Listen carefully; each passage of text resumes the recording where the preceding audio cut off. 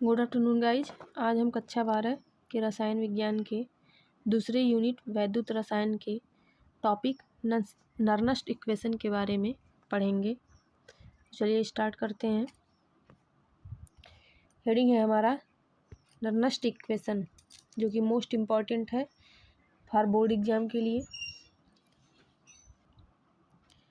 हमें पता है कि किसी धातु इलेक्ट्रोड के इलेक्ट्रोड विभव का जो मान होता है वह उसके लवण के विलयन, मतलब कि जिसमें वह डुबाया गया है, उसकी सांद्रता और ताप पर निर्भर करता है।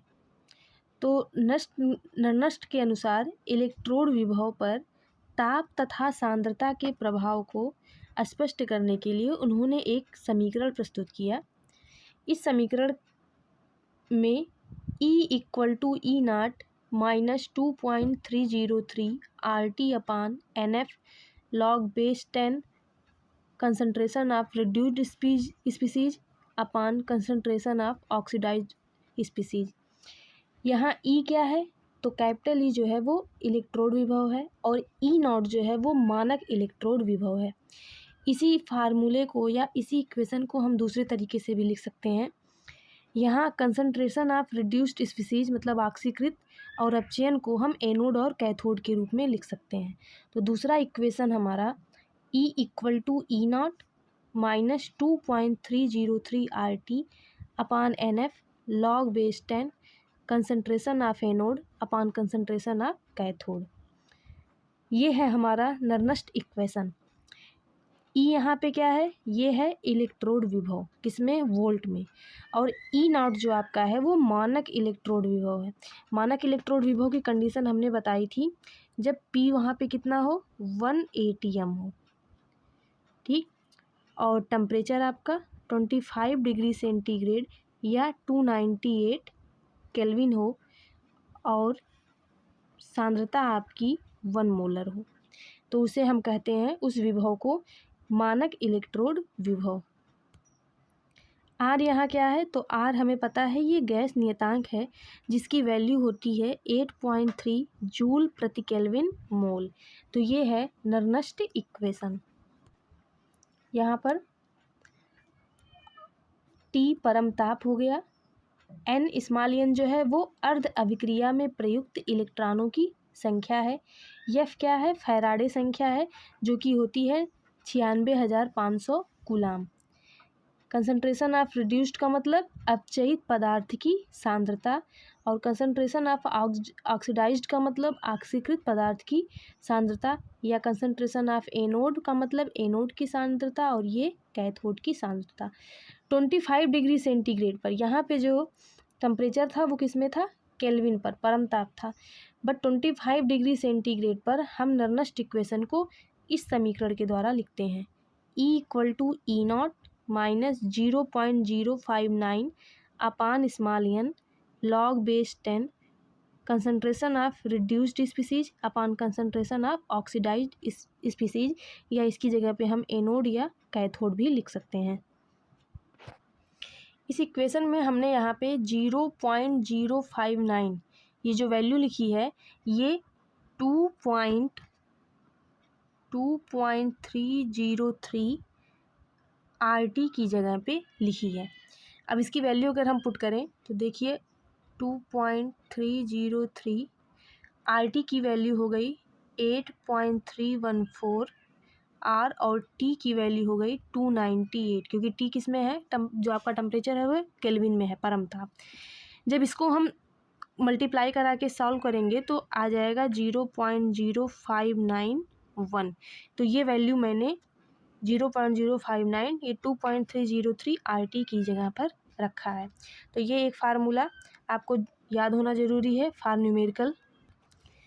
अगला टॉपिक आता है इलेक्ट्रोड विभव तथा मुक्त ऊर्जा में परिवर्तन। इलेक्ट्रोड विभव तथा मुक्त ऊर्जा परिवर्तन क्या है? तो अभी जस्ट हमने ये इक्वेशन पढ़ा है कि सेल का जो मानक इलेक्ट्रोड विभव होता है वो 2.303 RT/NF log K होता है, बेस 10, ठीक। हमने इसके पहले पढ़ा था वांट हाफ समीकरण। वांट हाफ समीकरण में हमने पढ़ा था कि जो मुक्त ऊर्जा होती है, यहाँ पे डेल्टा G0 है, तो ये डेल्टा G0 हमारी मानक मुक्त ऊर्जा परिवर्तन है। तो जो मानक मुक्त ऊर्जा परिवर्तन है वह -2.303 RT log/10 K होता है। समीकरण इसको हमने सेकेंड मान लिया और इसको समीकरण फर्स्ट मान लिया। समीकरण सेकेंड में हमने फर्स्ट से जब डिवाइड किया तो डिवाइड करने पर मानक मुक्त ऊर्जा परिवर्तन जो आया वो -NF/E0 सेल आया। यह मानक मुक्त ऊर्जा परिवर्तन और इलेक्ट्रोड विभव, मानक इलेक्ट्रोड विभव के बीच संबंध है, रिलेशन है, और इससे भी बोर्ड के पेपर में न्यूमेरिकल पूछा जाता है। तो यह भी आपका मोस्ट इम्पॉर्टेंट है फॉर न्यूमेरिकल के लिए। अब अगर 2 या 2 से अधिक अर्धसेल अभिक्रिया हो तो उसके योग की जो मानक मुक्त ऊर्जा की गणना करेंगे वह हम कैसे करेंगे। यदि मान लेते हैं कि एक आपकी डेल्टा G01 है मानक मुक्त ऊर्जा और दूसरी है आपकी डेल्टा G02 है। अब ये दोनों अलग अलग इलेक्ट्रोडों पर 2 अर्धसेल अभिक्रियाओं के लिए मुक्त ऊर्जा परिवर्तन को शो कर रहे हैं। तो तीसरी मतलब कि इनका जो रिजल्ट हम प्राप्त करेंगे वो दोनों मुक्त ऊर्जा परिवर्तन हैं उनकी अभिक्रियाओं को जोड़कर प्राप्त कर सकते हैं। मतलब कि डेल्टा G03 इक्वल टू हो जाएगा delta G10 plus delta G20। ठीक है। एक चीज़ और यहाँ पे ध्यान देने वाला है कि गिब्ज मुक्त ऊर्जा और साम्य स्थिरांक Kc में क्या संबंध हम लिख सकते हैं। तो गिब्ज मुक्त ऊर्जा आपकी हो गई delta G0 equal to -2.303 RT log/10 Kc। ये भी याद रखिएगा फॉर एग्जाम्पल आपका नेक्स्ट वीडियो में हम देंगे। अब अगला टॉपिक है हमारा विद्युत अपघटनी सेल और गैल्वेनिक सेल में क्या डिफरेंस होता है। ये भी बोर्ड के पेपर में डायरेक्ट क्वेश्चन पूछा जाता है कि विद्युत अपघटनी सेल और गैल्वेनिक सेल में कोई 5 अंतर लिखिए। तो विद्युत अपघटनी सेल क्या होता है। जो विद्युत अपघटनी सेल है वो है विद्युत ऊर्जा को रासायनिक ऊर्जा में बदलता है, लेकिन जो गैल्वेनिक सेल होता है वह रासायनिक ऊर्जा को विद्युत ऊर्जा में बदलता है। विद्युत अपघटनी सेल में रेडॉक्स अभिक्रिया स्वयं नहीं होती, इसे हमें करानी पड़ती है, लेकिन जो गैल्वेनिक सेल होता है इसमें रेडॉक्स अभिक्रिया स्वतः ही संपन्न स्टार्ट होना शुरू हो जाती है। विद्युत अपघटनी सेल में जो एनोड होता है वो पॉजिटिव होता है और कैथोड निगेटिव होता है, लेकिन गैल्वेनिक सेल में हमने आपको बताया था कि जो एनोड होता है वह निगेटिव होता है और जो कैथोड होता है वह पॉजिटिव होता है। विद्युत अपघटनी सेल में दोनों इलेक्ट्रोड एक ही विलयन में डूबे होते हैं, लेकिन गैल्वेनिक सेल में दोनों इलेक्ट्रोड अलग अलग विलयनों में डूबे होते हैं। जैसे जिंक सल्फेट में जिंक की जिंक छड़ थी और कॉपर सल्फेट में कॉपर की थी। विद्युत अपघटनी सेल में लवण सेतु नहीं होता, क्योंकि दोनों इलेक्ट्रोड एक ही विलयन में डूबे होंगे तो विलयनों को एक दूसरे से जोड़ना जरूरी है। एक ही विलयन है तो जोड़ना ही नहीं है। जबकि गैल्वेनिक सेल में लवण सेतु होता है। क्यों? क्योंकि विलयन भी अलग अलग होते हैं और दोनों विलयनों को लवण सेतु के द्वारा जोड़ा जाता है। विद्युत अपघटनी सेल में विद्युत ऊर्जा को देना पड़ता है, लेकिन गैल्वेनिक सेल में विद्युत ऊर्जा हमें प्राप्त होती है। तो ये था विद्युत अपघटनी सेल और गैल्वेनिक सेल में डिफरेंस। बोर्ड एग्जाम में केवल 5 डिफरेंस ही पूछता है, यहाँ पे हमने 6 प्रोवाइड कर दिया है। अब अगला टॉपिक है हमारा उत्क्रमणीय सेल।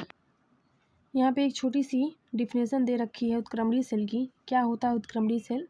तो ऐसा सेल जिसके बाह्य विद्युत वाहक बल में बहुत थोड़ी सी मात्रा में मतलब सूक्ष्म वृद्धि करने पर धारा की समान मात्रा विपरीत दिशा में प्रवाहित होने लगे तथा रासायनिक अभिक्रिया उत्क्रमित हो जाए, मतलब अग्र दिशा और पश्च दिशा दोनों में होने लगे, तो उसे हम उत्क्रमणीय सेल कहते हैं।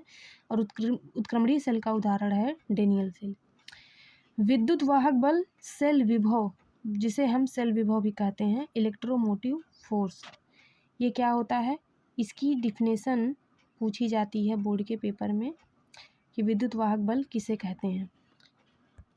इसे इंग्लिश में हम इलेक्ट्रोमोटिव फोर्स या सेल पोटेंशियल कहते हैं।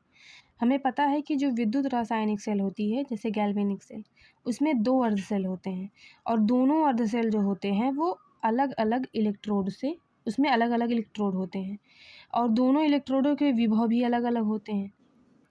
परिपथ को पूर्ण करने के लिए उच्च इलेक्ट्रोड विभव वाले इलेक्ट्रोड पर ऑक्सीकरण और निम्न इलेक्ट्रोड वाले पर क्या होता है, अपचयन कराया जाता है। तो इस कंडीशन में सेल के दोनों इलेक्ट्रोडों के इलेक्ट्रोड विभवों के अंतर को हम विद्युत वाहक बल या ईएमएफ या सेल विभव कहते हैं। जब दोनों इलेक्ट्रोड के मानक